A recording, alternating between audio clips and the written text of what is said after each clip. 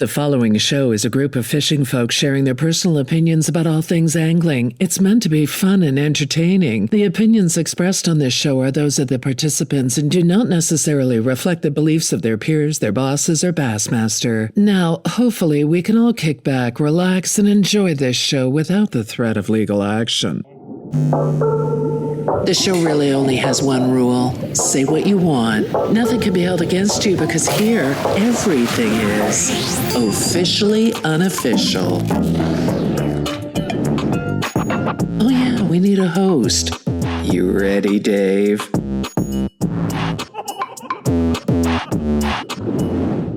Once again, Officially Unofficial is back in your life. And this week, we try to figure out something that, well, is very, very important, but some people don't even think about it. And that question is, how often do you change your line? Some people change it all the time. Some people change it every time they go fishing. Some people change it once a year.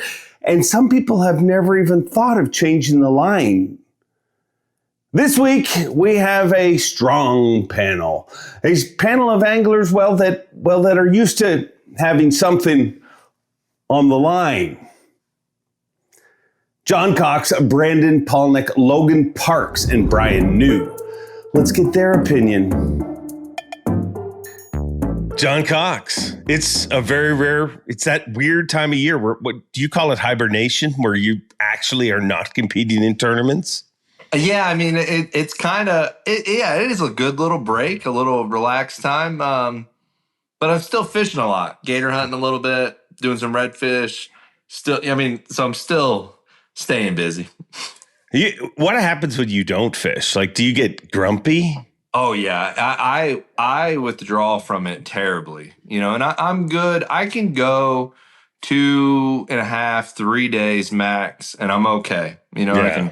I can function. But when I get into that 4 or 5, which doesn't happen often, man, I just I get in the dumps. I need that rush of that bite and catching something, But it doesn't take long to fix it. I can go for an hour. If I have a really good hour or 2 hours of fishing, I'm good. I'm good for a day. You just need a taste, just get you through the weekend. Yeah, pretty much. yeah, which is terrible. It's terrible to think that. It's the truth, though. There's way worse things to be addicted to. There really is, and I think that's why I'm so grateful that I love fishing. Because I could be in a completely different situation, right? I mean, just terrible, And I'd be in a house full of dirty mattresses. Good. Just sitting around. Oh God! Don't even think about it. It's horrible. Horrible. Yeah. All right, let's get the rails back on things here. This week's question is: how often do you change your line, John Cox? Wow. So I'll have to say it's a little different from all the different kinds of line. Between fluorocarbon, braid, and then I'm a big Fireline guy. I love Fireline on my spinning rods. And so I'll probably say starting with fluorocarbon. I'm usually changing that when I've retied it so many times that I'm casting it down to the knot or whatever, where I've retied that line onto the spool. So sometimes I'll get a few days, sometimes I'll get a few weeks. But I'm not a big fluorocarbon guy either, though. So I might throw my crankbaits, my spinner baits on fluorocarbon. But most of the time, if I'm flipping, throwing a jig, throwing a topwater, I'm usually using braid, and I kind of the same thing with that braid. I watch that braid, and when it starts starting to get any little fuzzies on it, or get worn, it's starting to lose color. That's usually I change it a lot sooner than a lot of people. Okay. I feel like a lot of people. So how often? Like what? But sometimes. For instance, if I'm swim jigging, half ounce, Berkeley jig with a snake bug on the back or a meaty chunk, I might change that line now. And this is me. This is crazy too. Sometimes halfway through the day, I'll switch rods just because how violently I'm swimming that thing. And my gosh. I'm wearing that line out really fast, like when that's all I'm doing for the day. But other times, that line will last, weeks, weeks of tournament fishing, which is just hours and hours on it. It's with maybe lighter baits, like my topwater rod with braid. I mean, that might be on there for a month, 2 months, and that's fishing it every day. So what signs do you look for to change it? Like if it's not a time thing, it's just something you're seeing. What are you seeing? Yeah. Well, so I'm like looking for it to really be a lot faded, which now don't get me wrong, like when Fireline, and the difference, not to jump all over the place, but when you go to the Fireline, I know I'm jumping over to the spinning rod already. Right, we're still trying to recover from dirty mattresses. So I know. I'm sorry. Let's get back on the main Some things you say work, and some things you're like, why did I even say that out loud? So back on topic, the main braid, regular braid, I like X5 and X9. I guess I look at it in the same thing, almost like with the fluorocarbon. If it starts to look kind of, and it just doesn't feel right anymore, it's getting some fuzzies on it, it's really light color, I'll change it then. So, maybe, but most of the time I'm like, before every tournament I change it because I'm paranoid, So like every new tournament I will change that line, put fresh line on because. But that's like every 4 days for you. I know, but that's what's crazy is like the competition is so good these days. Yeah, you can't have a break off. You just can't. And so I like to keep it fresh on there. And but jumping over to Fireline, now Fireline's incredible. Fireline actually, it when it breaks in and gets that lighter color, it actually casts better. Everything keeps its strength. So I'm using that same Fireline until I'm cast into that backing, and then I'll re-spool it, which sometimes will be weeks, sometimes it'll be days, So. What I'm taking from this is there's no number. You can't put numbers. It's just no. When you really you know. Yeah, I like that's one thing you do. You check your knots and you examine your line. And like I'm talking like I mean I'm always I'm a big drag checker too. So like I'm checking that. I would be curious to see how many times I check that drag throughout the day. What do you mean? Like just give it a little. Just give it a little pull. Look at the line. It's almost like when you watch Major League pitchers go through their routine before they make their pitch. I mean, I don't think I check it every time, but I think I check it probably every time I get that feeling that the bite is coming. I'm like, oh, let me check that drag real quick. Let me check that line. Let me examine it, look at it, and make sure it's good. Why do you go Fireline over X5 and X9? I've been firelining since I was 20, maybe 20 years for Fireline. I mean, since I can remember, I've had Fireline on my spinning rods. Yeah, and I don't know. I'm just it's like that thing I'm used to. I like the crispness of Fireline. Yeah, it's much over. It's not as supple. No, it's a little bit stiffer.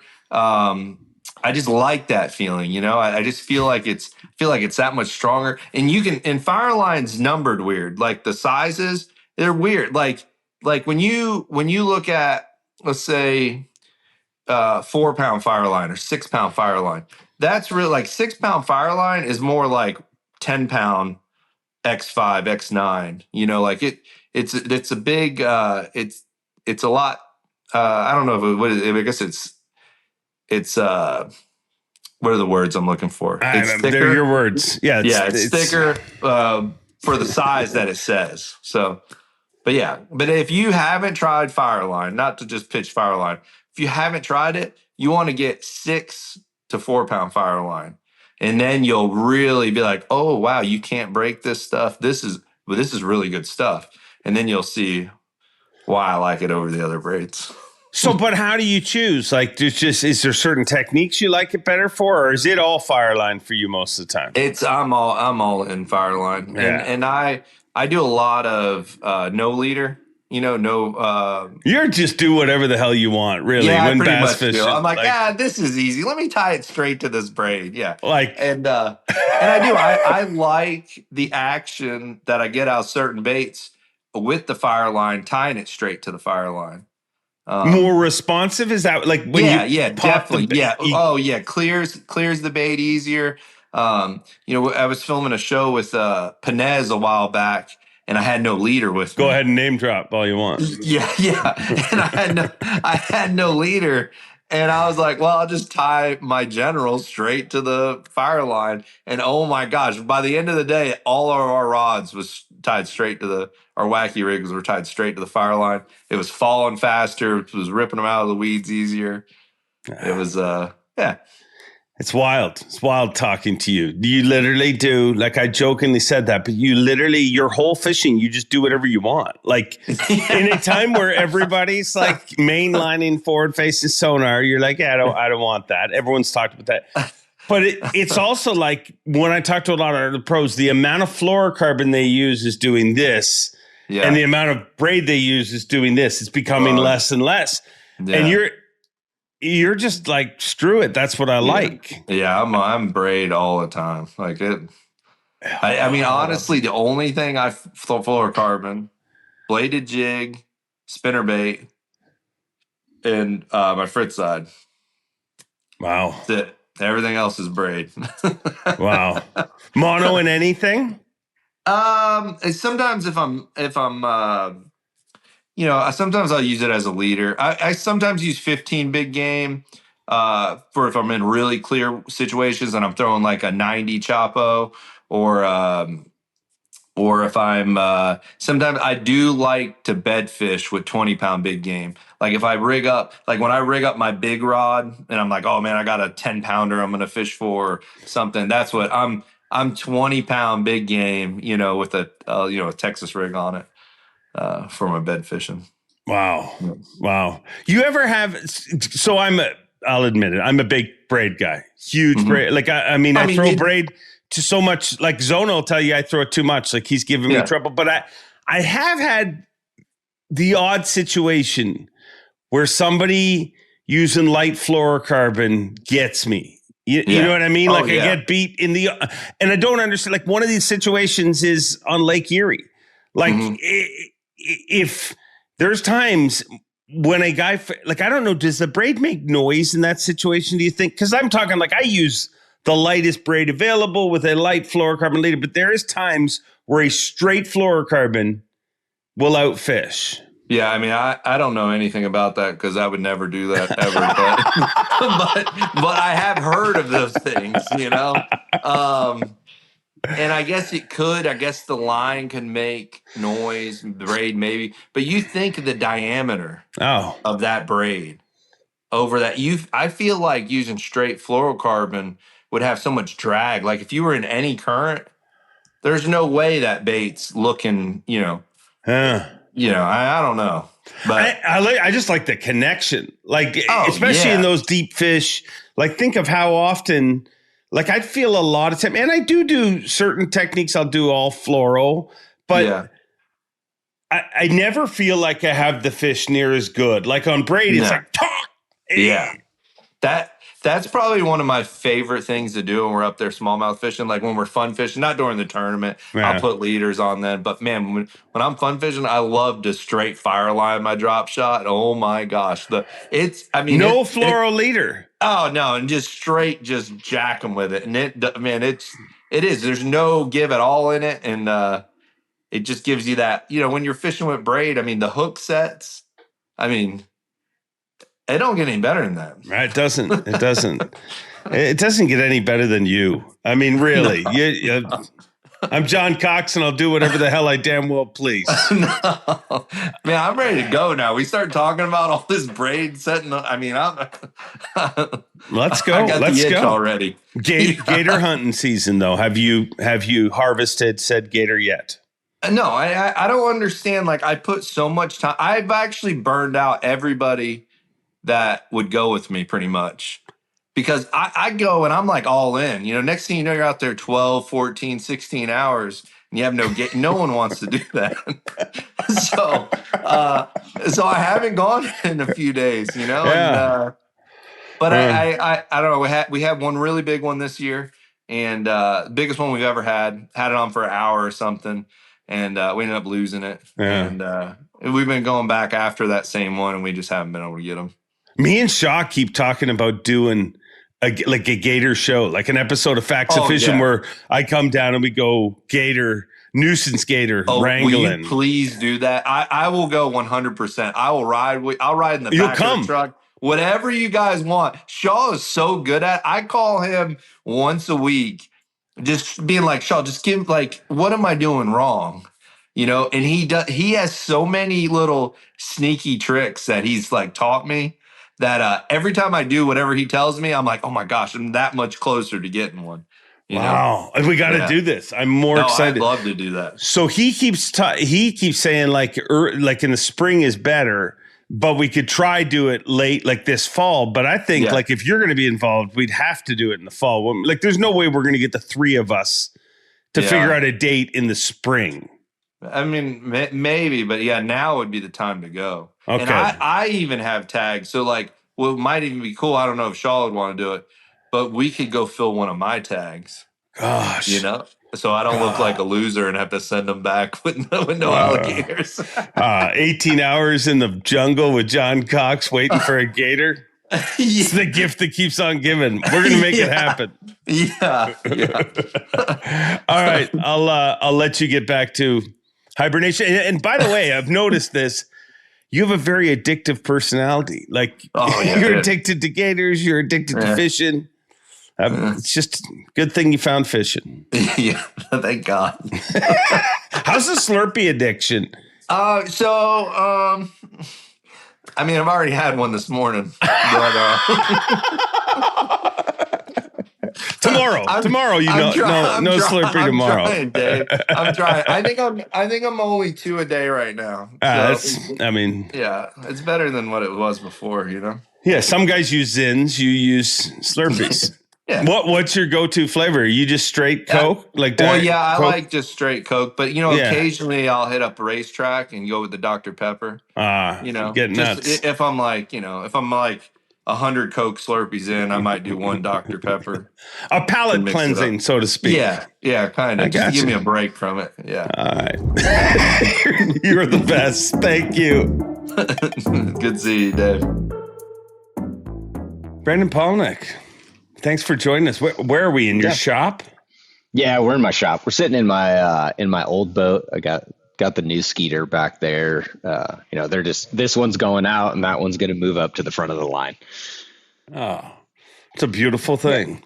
It is. Speaking of things going out and things moving to the front of the line, ironically, that was perfect. How often do you change your line? Oh man, I used to be over the top with it. Every night, change everything. Didn't matter if I made a cast with it or not.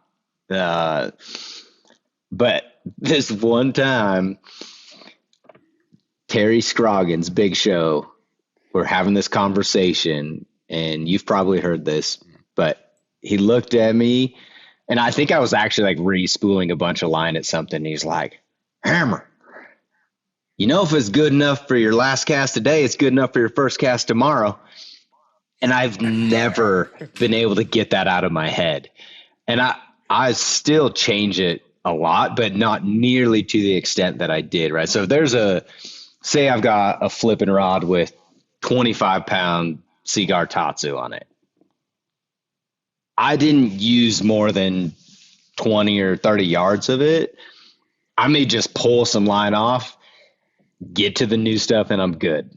If I'm doing things like Okeechobee, throwing a big crankbait where you're bombing it way out there, you're stretching that line, you're putting a lot of stress on that line, and I'm using lighter line, 10, 12, maybe 15 pounds. I'm going to swap a lot of that stuff. So if it's moving baits where I feel like a good portion of that line is getting used, it has potential for getting nicks in it or something, I'm going to control that variable, and I'm going to swap that line out.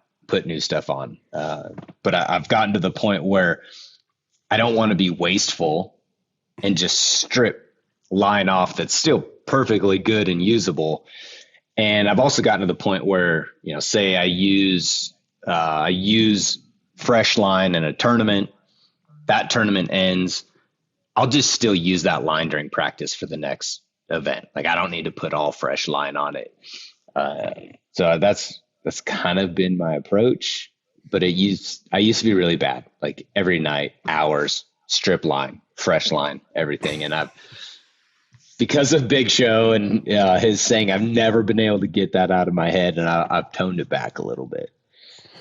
Do you think some of that's also confidence? I mean, when you're first on tour, I would assume you question more things, or is it all just Big Show? I mean, made a good line and you were sold on it. I mean, confidence definitely has a part to do with it. After doing it professionally for 15 years, like I learned what my line is capable of, how long it can hold up, and a system that works for me. And I know guys carry line in their boat and stuff. Like for years, I've not even carried any line in my boat. I just carry it in the pickup.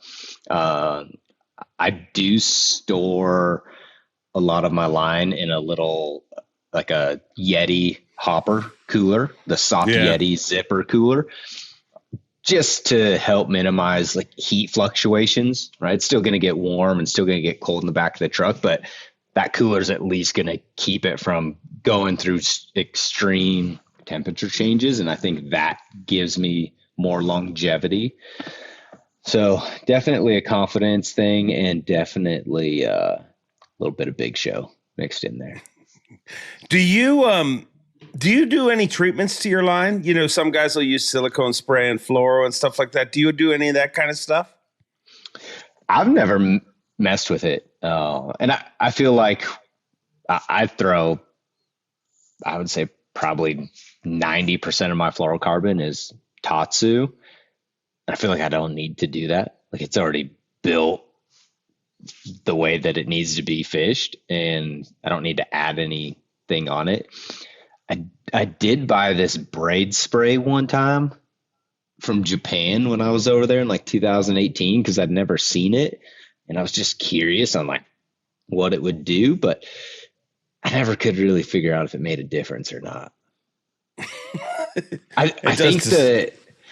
I think where the one time or the one place that'll make a difference is on braided line in cold water. So if you're throwing braid in cold water, this. If it's freezing and you're throwing braid, it will absorb the water and it will freeze. So if you have, some sort of lightweight oil-based spray or something that can get into that braid and keep it from soaking up the water as quickly, I feel like that does have a positive impact sometimes.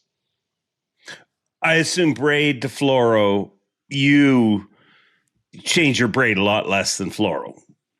Oh, for sure. I mean, if it's a braid to fluoro leader, the leader's getting changed every day, if not multiple times throughout the day. But the braid I may run for 6 months, maybe a year, depending. Like I got a frog rod with line on it, and it may go all next year also, depending on like about the only time I'll change like my 50 or my 65 pound test is if I start to get too far into the spool, right? Where I've cut it and retied enough times. I'm like, I need some more line on this reel. Yeah. And then I'll put new line on. Well, all makes sense to me. I mean, and you're a guy who's had a lot on the line. So yeah, literally. Yeah. Yeah. That's, I feel like it's been a good balance for me. And I think one thing that's helped is like, I'll group up my rods. So like these all have 12 pound tests on them. I'll group them all up and I'll pull all the 12-pound test off at the same time. And At then I'll once. and then I'll redo all those 12s. I used to do them individually and it'd take forever. So now I'll group them up like, okay, these rods all have 12, and you get in, like, that's what I always love going up north is like, okay, I got 4 spinning rods and a bait caster. So I got to tie on 4 leaders and re-spool 1 jerkbait rod or something. And you'd be done in 30 minutes. But you get to a ledge lake and you've got all these crankbait rods, and then you've got, a jig rod and a spoon rod. It can be time consuming to do all that. Yeah. So you try to figure out ways to be efficient. I don't know when your moment was where you figured that out or learned that, but I remember the exact moment. Like my whole life, I've been like taking them off one at a time. I even get the fancy little Berkeley line stripper that speeds it up. And then one day I was talking to Van Damme at an event and I watched him like foot. He's got like 8 rods and that's a really bad visual to put on the internet, but he has 8 rods and he's like taking the line off all at once. And I'm like, I am an absolute idiot. Like for how long? But you got to learn sometime. Just takes me longer than most. Yeah, exactly. I don't remember the exact moment, but it was. Yeah, it'll save you time. Be smart. Yeah, very smart. Very smart. Always good stuff, Palaniuk. Thank you. I appreciate it. You're welcome. If your weekends are spent on the river or out at the lake, you need sunglasses that can keep up. And that's where Shady Rays fish collection comes in. Specialized shades that are built for the water. They float if they go overboard, have built-in side shields to block out glare, and use Color Rush Lens Tech to help you see every ripple, rock, and spot fish beneath the surface with total clarity. Shady Rays' new fish collection is lightweight, comfortable, and made for long days on the water. So whether you're casting from a kayak, reeling in from the dock, or just soaking in a slow afternoon, these shades stay put and help you see clearly all day long. And if you lose or break them, Shady Rays replaces them. No stress. Floatable. Functional. Your best day on the water starts with Shady Rays. We've teamed up with Shady Rays to bring you an exclusive offer. Head to shadyrays.com and use code BASS35 for 35% off polarized sunglasses. Try for yourself the shades rated 5 stars by over 300,000 people. Logan Parks, you're a man on the move. Inquiring minds want to know, how often do you change your line?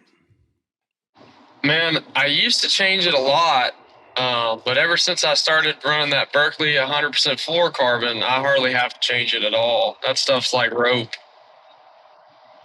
It didn't take long for you to be a full professional angler and turn this into a commercial, which I appreciate you being professional as you are.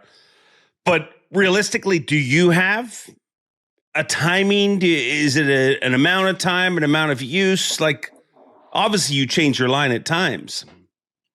Yes, I definitely change my line depending on what technique I'm using. If I'm throwing something that there's a lot of high impact, like I'm throwing a bottom bait, set the hook really hard, like on a football jig or just, a jig in general, I'll change that line pretty frequently. Obviously, if I'm skipping around boat docks, I'm changing my line a lot because I'm throwing way up in those slips and getting hung all the time. But I try not to. I really don't change it that much when I'm winding. If I'm throwing like a bladed jig or a spinner bait or a crankbait, something like that, I'll just I'll cut off maybe 3 or 4 feet of my line and tie a new bait on. But I'll pretty much run that line down until it starts to bother me that there's not enough line on the spool and I can't cast as far as I want to. And at that point, I'll replace my line. But I really don't change it as often as I used to. I guess the reason why is I started just throwing heavier line. I got frustrated with breaking off and losing fish. And I just made the decision, like, look, I'd rather just throw heavier line. And, if I get less bites, so be it. But I don't want to break off. And I try to never, ever break off. I'm not sure if I broke off a single time this season, maybe once or twice. And it's probably leader line. So what's the longest stretch you've went with one spool of line? Definitely braid, but that's different, But I've got braid on my reels that's pretty much turned white. That Berkeley X5, I just take a black Sharpie to it, just color the 10 feet leading up to my bait. But probably, Probably maybe a couple tournaments, 3 or 4 tournaments. If I'm fishing a lot, back-to-back weeks, I'll replace my line more often.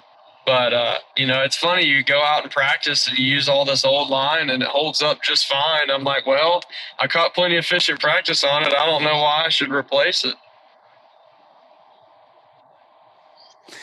Does it change depending on the event? Like pre-Bassmaster Classic, is that all new line?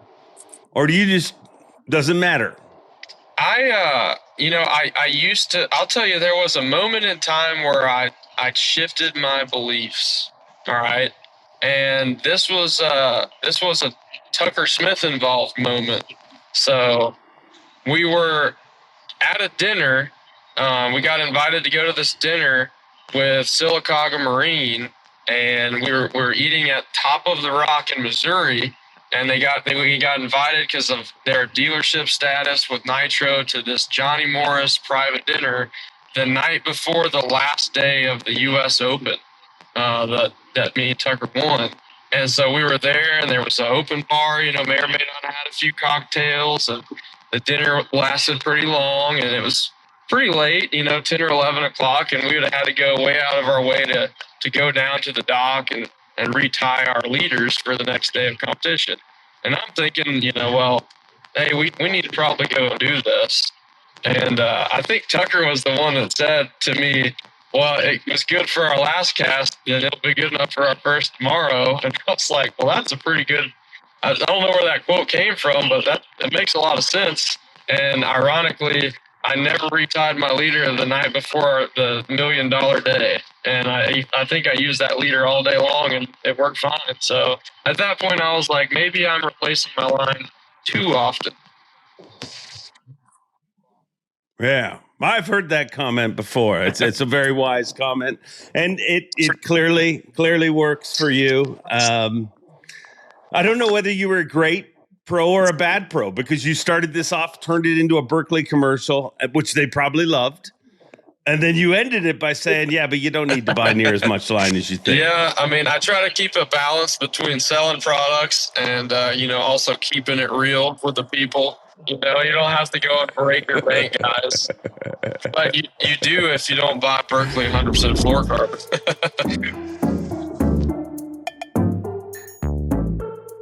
Brian Neer, thank you for doing this. You are a sneakily tactical angler. And what I mean by that is a lot of people would look at you and be like, hey, he's kind of a kiss angler. Keep it simple, stupid. But you're not. You're very technically advanced when it comes to technology, when it comes to baits, when it comes to being on the cutting edge of baits.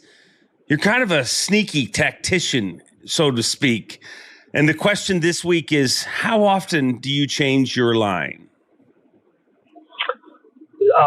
Too often, probably. Too often. Whenever I'm preparing for a tournament, it's, hey, we're going here this week or next week. Like it takes me literally a week to prepare, and I'm talking like not a little here, a little there. No, like 14 plus hour days a week. And pretty much minimum 2 of those days is strictly relining rods, putting brand new sunlines on all of my rods. But as everyone knows, you see a lot of rods on my deck. Well, what you don't see is all the rods in my rod box or that's in my truck. They got pulled out after practice. So it seems like no matter where we go, I'm always in that 50 rod range, prepared for that tournament. So you can think that's a lot of time relining rods. And, then obviously rigging them, that takes a little time as well. So that's preparing for a tournament. That's a lot of line. Then I get to practice, anything that I don't use during practice or mess up, of course, I don't need to reline it because it's fresh. It hasn't been used. It's just been sitting in the rod box. And now, of course, there'll be a few things that, I erase from what I need in the boat for that tournament. So I can just get rid of those. I don't need to reline those. Even though I mess it up, I don't need to because I don't need them for a tournament. anything I used in practice that I'm going to use in the tournament gets brand new line before the tournament starts. Now, that being said, when I'm fishing around the house, it's got to get like pretty bad and kinky, or, I've got a backlash and had to cut it out or something before I reline it. So I guess it's a habit. I believe in the line that I use. I mean, it's quality line. It lasts forever. It don't break fish off. And I don't, even when I use it for a month or a couple months at a time, I, go fishing a few times at the house and put it in the corner, go to 2 or 3 tournaments, come back, go fishing again. It's the same line. It's been sitting there. It's been used, and I still don't break fish off. But I think it's just, if I'm fishing to make money or to try to win a tournament, why not take that time to make sure that everything's right?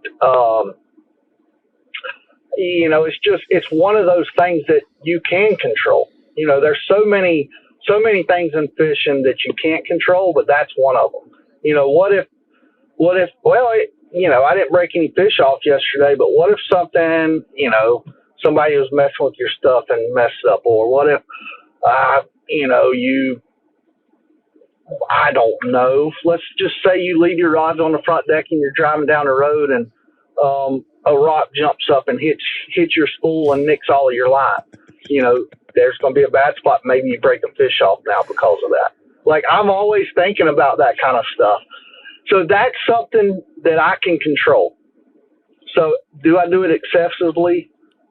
More than likely, everybody's going to say yes. But so even after every single day of competition, brand new line. Anything I use that day, brand new line before tomorrow. As long as that rod and technique or whatever doesn't get erased, from my arsenal for the next day.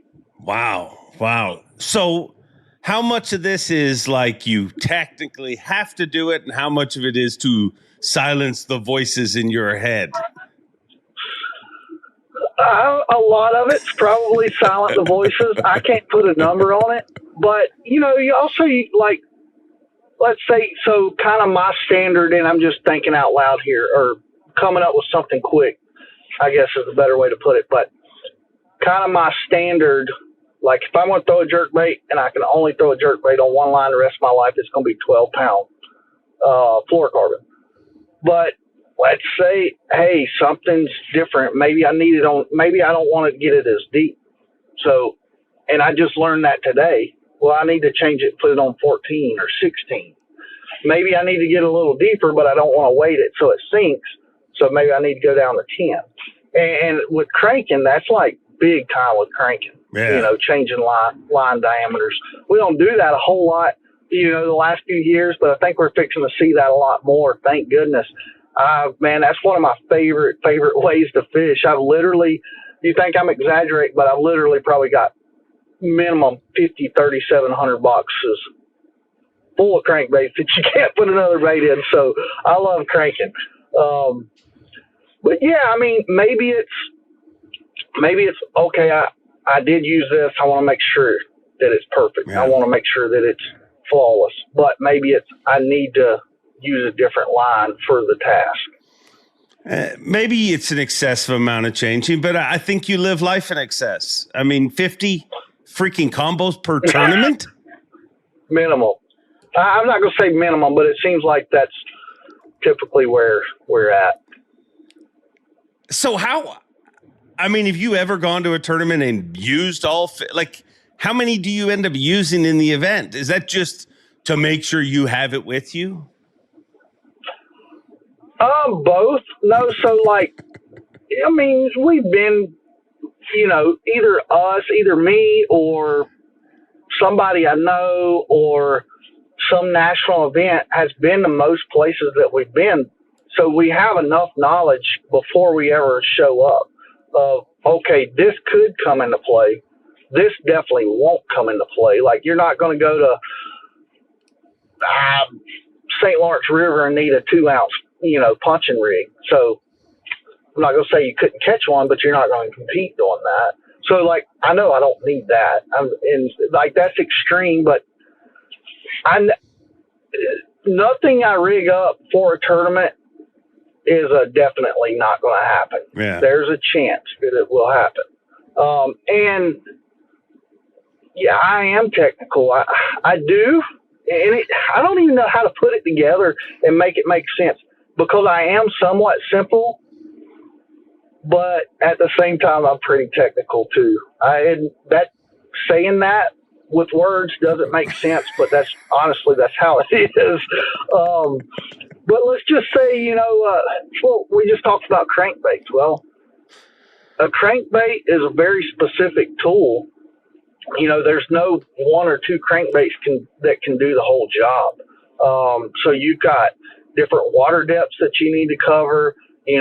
This bait's better in grass, and this one's better in wood. This one's better in rocks.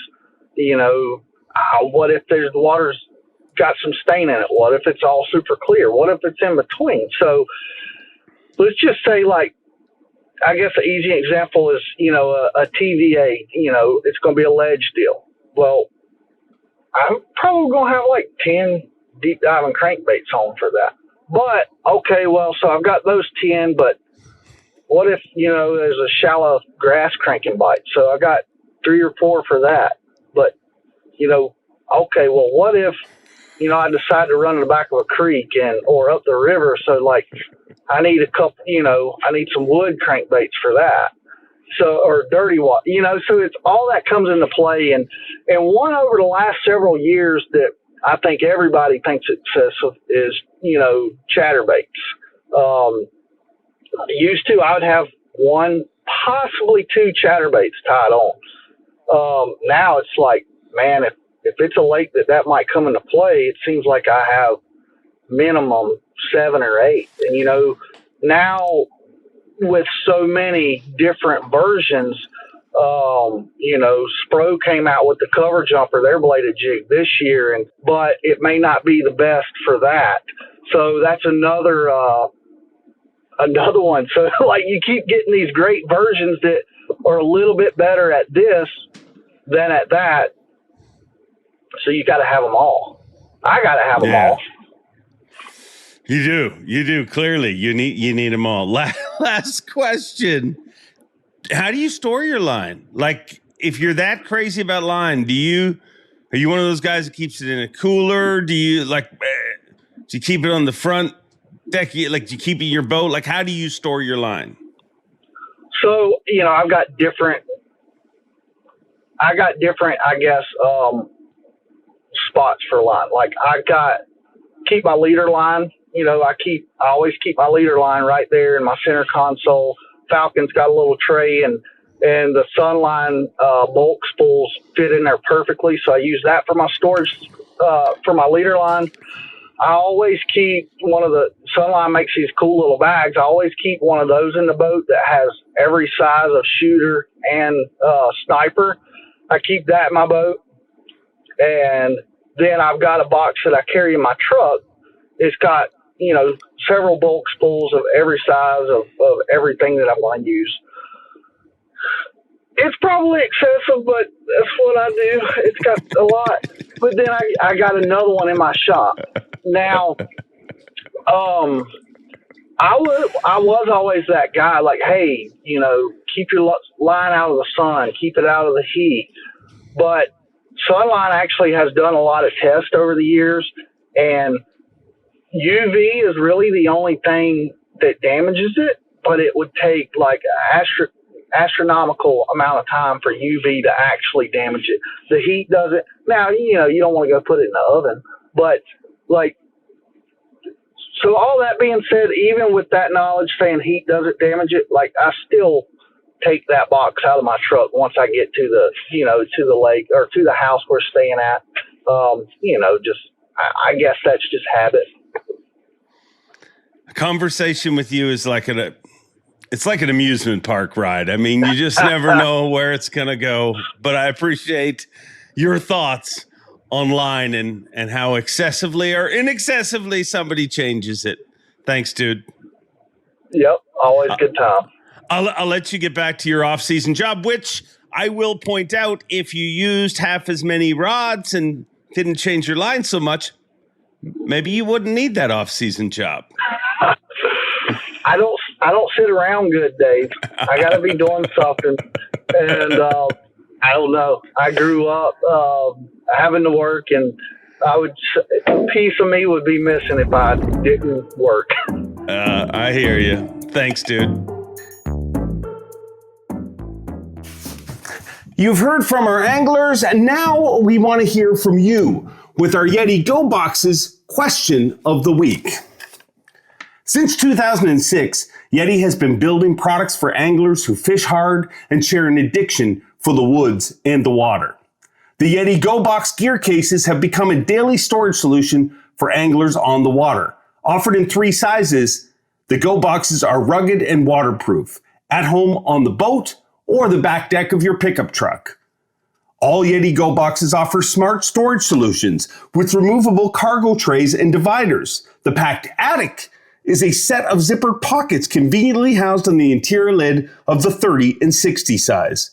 YETI Go Boxes are the perfect angler's companion. So our YETI Go Box question of the week is a simple one. How often do you change your line? There's no right or wrong answer, because everything you say here, like the show name says, is officially unofficial. But let us know in the comments, how often do you change your line?